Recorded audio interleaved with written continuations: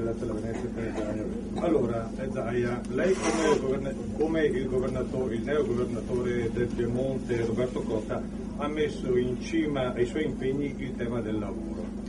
Il numero dei disoccupati è preoccupante. Adesso la Regione, visto che siamo in provincia di Treviso, dove molte aziende hanno delocalizzato e si trovano anche in crisi, come intende agire? Noi abbiamo recuperato purtroppo, un brutto termine, un 1% di disoccupazione perché siamo all'8,9 nazionale.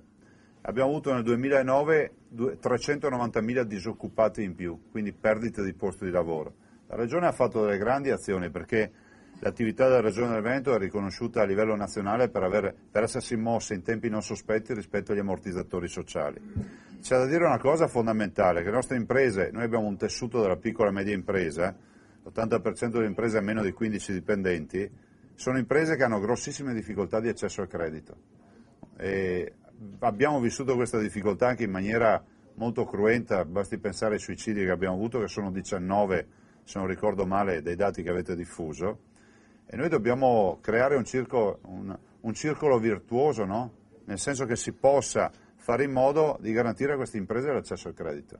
Io ho incontrato tutto il mondo imprenditoriale in questo mese e posso garantire che non ho sentito richieste di finanziamenti a fondo perduto, di particolari agevolazioni. Tutti ci chiedono di dire: garantiteci che ci sia qualcuno che ci fa accedere al credito. Cioè abbiamo ancora imprenditori che credono nel loro business aziendale, che credono nella loro sfida come imprenditori, ma hanno necessità di avere un istituto di credito. La notizia di oggi è che sembra che da Unicredit arrivi non più questa mega super holding internazionale, ma che ci sia un country manager, cioè che ci sia una visione di un manager nazionale, poi io spero con le ovvie e naturali ricadute a livello locale.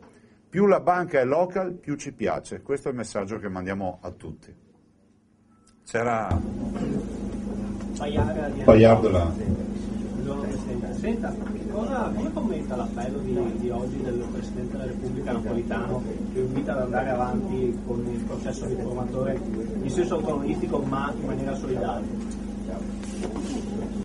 Direi che Giorgetti mi suggerisce perfetto. Noi siamo per il dialogo e siamo anche coscienti del fatto e con coerenza lo diciamo, non lo dovremmo dire noi, peraltro volevo dirlo da leghista, che abbiamo un Presidente della Repubblica.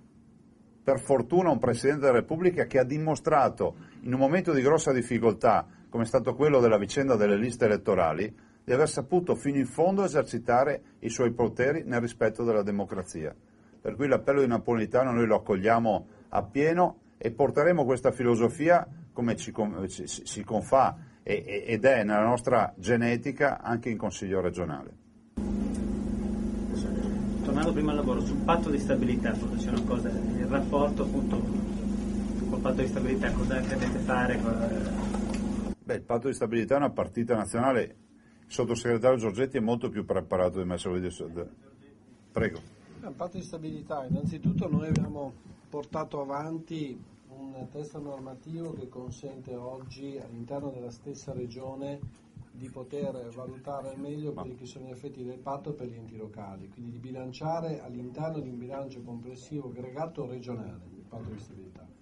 Questo consentirà al Veneto di poter lavorare in misura saggia con i futuri assessori e con le deleghe assegnate per aiutare i comuni all'interno di quelli che sono i vincoli complessivi del patto, aiutare i comuni per poter sbloccare risorse significative.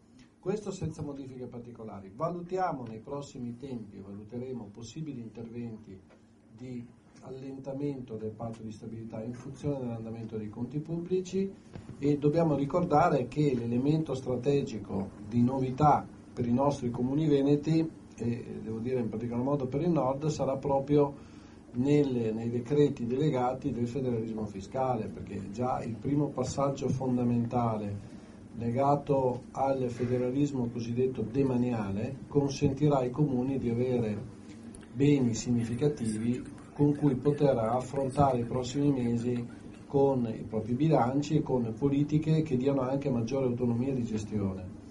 Quindi da questo punto di vista l'elemento del federalismo demaniale sarà il primo grande segnale. Poi ovviamente all'interno del patto di stabilità verificheremo quali sono possibili leve ulteriori da poter attivare in funzione però dell'andamento dei conti pubblici.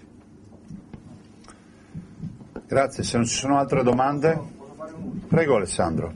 Mi è venuta spontaneamente sentendo parlare di patto di stabilità. A proposito di patto e di stabilità, è stabile e regge alla luce del risultato elettorale il patto sugli assetti di governo regionale che avevate stabilito in precedenza fra Lega e PDL? Allora, mi pare poter dire che l'equilibrio che esce è un equilibrio dal mio punto di vista fortificato, nel senso che abbiamo maturato in questa campagna elettorale un metodo di lavoro e di gruppo che è assolutamente condiviso e quindi questo comunque ci aiuterà a chiudere in tempi molto rapidi l'assetto istituzionale del prossimo governo regionale e della vita consiliare.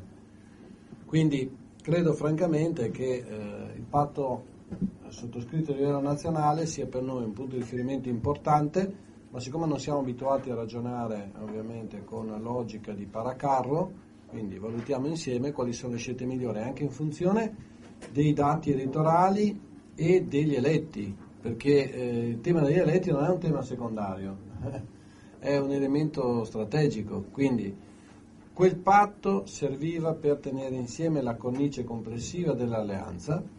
Credo che il patto nazionale sia un punto di riferimento assolutamente vigente e valido, dopodiché, siccome ragioniamo la logica di gruppo, faremo di tutto per far partire questo governo regionale nel miglior modo possibile. Quindi non lo considero un limite, è un'opportunità. Paiar, prego. L'ultima domanda, scusi Presidente, senta, una battuta sulle Olimpiadi che adesso devono per forza venire a Venezia, no?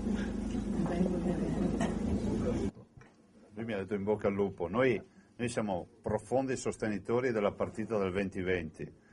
Ieri sera peraltro mi ha chiamato anche Renata Polverini. A noi spiace, ma noi comunque non mi ha chiamato per le Olimpiadi. A noi spiace, però noi continuiamo a insistere. Penso che Roma abbia avuto innanzitutto la grande opportunità di farle le Olimpiadi. Ha avuto 3 possibilità di presentare una candidatura perché tutti ce lo siamo dimenticati, ma Roma ha già presentato candidature che hanno avuto esito infausto, adesso tocca a Venezia, tocca al Veneto. La Lega Celtica, il rugby è un po' da La Celtic League. Altro? Desidero ringraziarvi nuovamente e ringrazio infine, non fate l'assalto, voglio dire 2 robe solo. Infine ringrazio tutti i candidati, questo li ringrazio con il cuore, per essersi messi a disposizione. E ringrazio soprattutto quelli che non ce l'hanno fatta, perché comunque dobbiamo ricordare anche i tanti che hanno corso, che si sono dati da fare, che ci hanno creduto, che in molti casi hanno fatto una corsa di bandiera sapendo che magari le possibilità non erano quelle magari di qualche outsider che si trovavano nella loro provincia, ma le ringrazio tutti veramente con il cuore. Un particolare affettuoso ringraziamento ai partiti che mi hanno sostenuto e in particolare ad Alleanza di Centro, che ha avuto come si può dire, il coraggio e l'onestà intellettuale di mettersi a disposizione, perché non hanno chiesto nulla, hanno solo detto noi ci siamo, vogliamo essere della partita per dare un contributo per questo Veneto. Saluto e ringrazio in sala, ho visto l'onorevole Dozzo, l'europarlamentare Mara Bizzotto, un po' tutte le autorità che sono qui, saluto il mio segretario provinciale Gian Antonio D'Arè, nonché sindaco di Vittorio Veneto, un po' tutti quelli che sono qua, il presidente del Consiglio provinciale di Padova, insomma tutti, adesso non facciamo la lista delle offese e scusatemi per quelli che ho dimenticato. Grazie e buongiorno a tutti. Se i fotografi sono pronti, c'è un ospite. Oh madonna! Marco! Adesso dovete applaudire.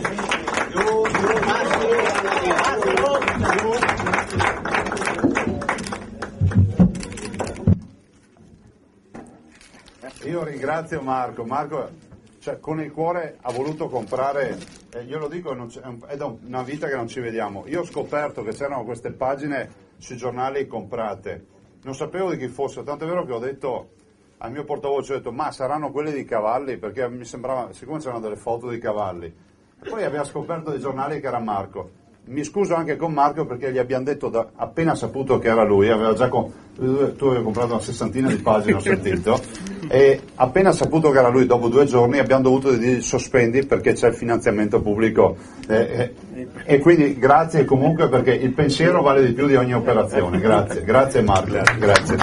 E lui è io non conosco molto bene la cultura cinese, ma mi ha spiegato che lui mi è riconoscente perché sono andato a inaugurare in tempi non sospetti il ristorante di Preganzioli, ma io l'ho fatto semplicemente per un motivo, per cui lui ha una storia imprenditoriale, si è presentato con una cucina a vista, e pochi hanno le palle di fare una cucina a vista dove il cliente guarda nelle pentole, e sto parlando di ristoranti cinesi, ed è un esempio di integrazione e di rispetto delle regole. Grazie Marco.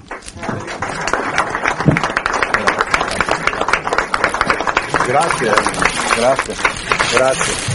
Marco, grazie mille Marco. Ce l'hai ancora al ristorante?